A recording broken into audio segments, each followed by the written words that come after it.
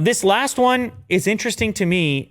I don't necessarily follow this really closely, but I saw this headline and it was, they put jaw dropping in the headline, which is going to get my attention. Yeah. Fertility rate, jaw dropping, global crash in children being born.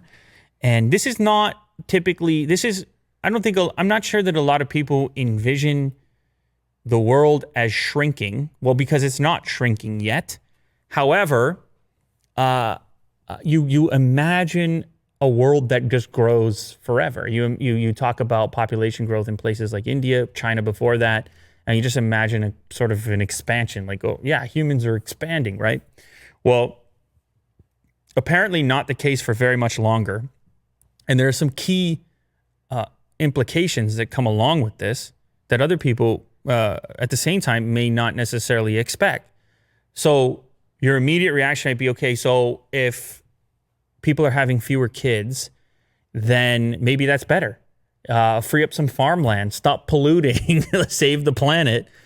And that may be your vision in the short term. But actually the way this works is that people just get really old, right? First, before they're wiped out, before they die, they get really old. And if the ratio of young people to old people flips upside down and there's just way more old people, there's nobody to take care of them. Right? If the population is mostly 80 years old, who runs the facilities? Who does the medicine? Who delivers the goods and the food and all the rest of it? It gets flipped around and the workforce shrinks massively. And these numbers are actually kind of quite surprising. Falling fertility rates mean nearly every country could have shrinking populations by the end of the century. 23 nations, including Spain and Japan, are expected to see their populations halve by 2100, by year 2100. That's not that far away. No. Half. If people can't actually understand the scope of implications for this, property values, workforces, innovation, healthcare, it goes absolutely everywhere. Pensions, if they exist in those regions. The fertility rate, the average number of children a woman gives birth to, is falling. If the number falls below 2.1, then the size of a population starts to fall. In 1950, women were having an average of 4.7 children in their lifetime. I guess that's a global figure. Researchers at the University of Washington's Institute of Health Metrics show a fertility rate in 2017 of 2.4, and their study published, the most recent study, projects it will fall below 1.7 by 2100. So less than a replacement rate. Two people to make two people, then you have a pretty static amount. Well, it's actually 2.1 because of disease and infant mortality and other things. Was how it ends up at 2.1. But all you got to do is get down to 1.7 and things fall off rapidly. As you might imagine, you don't have the replacement rate. As a result, the researchers expect the number of people on the planet to peak at 9.7 billion before falling to 8.8 billion by the end of the century. So we get close to that peak number that everybody was concerned about in the 1970s. Overpopulation, not enough food supplies. They have a projection of what that peak looks like and then the fall down. So Japan's population is going to be hit big.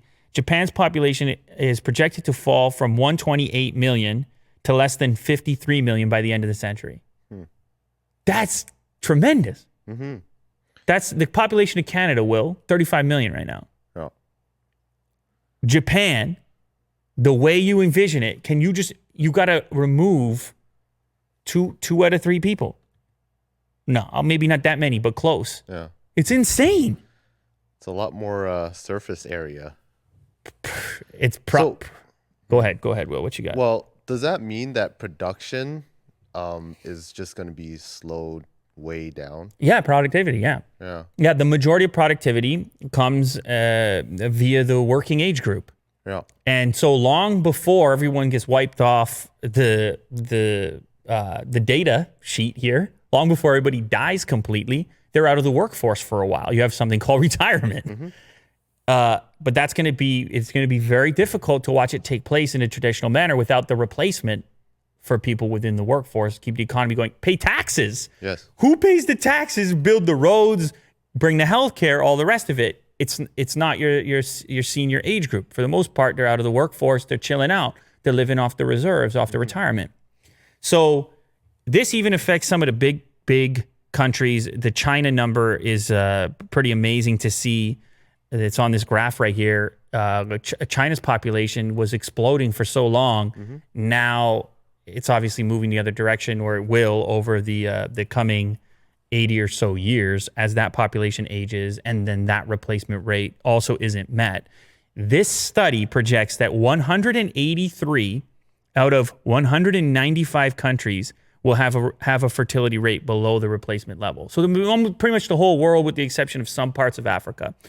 And what's going to happen here is that a power shift takes place, and a new value gets associated with immigration as you have to bring workforces in and open your borders a little bit. Say, man, if we don't replace it. Now, in some countries, places like Sweden, they actually try to encourage, incentivize the birth rate to try to avoid having this issue. And they were able to affect it a little bit from 1.7 to 1.9, but nowhere near where it would have to be to avoid the collapse in its entirety. It's just a key piece of how we operate as a society, is that as some move out of the workforce, new people come in to take their place and keep things rolling at a certain pace. And without that happening, the whole world shifts into some other situation where maybe you start to look towards technology to, I don't know, fill the gap, fill the void a little bit.